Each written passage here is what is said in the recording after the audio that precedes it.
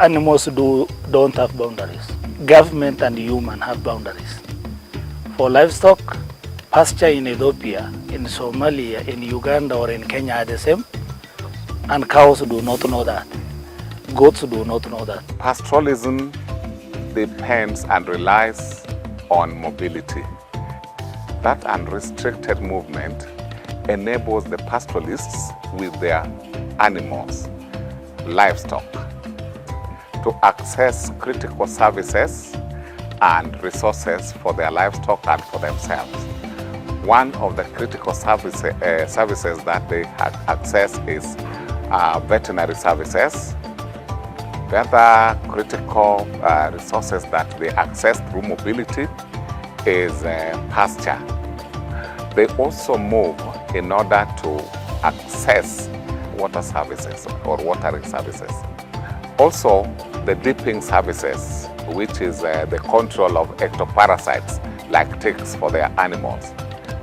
Then, over and above that, the final is that movement, that mobility enables them now to get their means of livelihood in terms of accessing markets to sell their livestock, get the money to support their household, which they always leave behind as they move. These livestock routes, they did not have demarcation, but they just had the common routes that the pastoralists know. So that the maps of those routes are recorded in the pastoralist collective memory, in the collective memory of the society, so that the elders have that in their memory. They share this with their young ones, with their other members of the community. So those routes, they are not written down, but it is written in their collective memory. Within their ecosystem, they have certain trees, which when those trees shed their leaves, they know that drought is coming, it's time to move. Then they also have their elders who have some practices where they have been believed to be able to read the signs. And then some of the elders, they use smoke as signs, as early warning.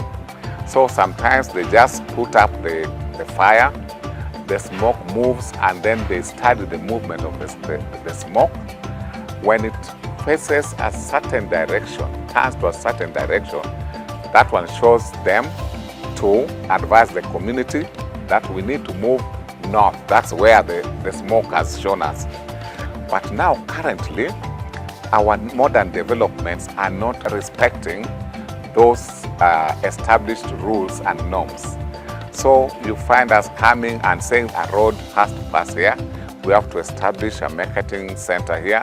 We have to establish maybe a permanent dwelling place here.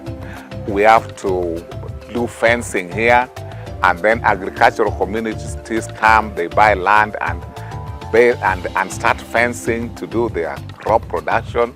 So those ones have highly restricted the pastoralist movement.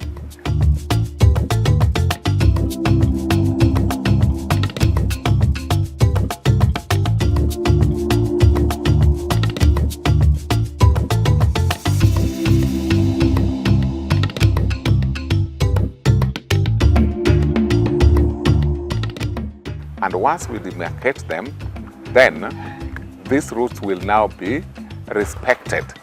No construction will take place there. Pastoralists will have the right to use the routes to access markets, access pasture, access water, access veterinary services.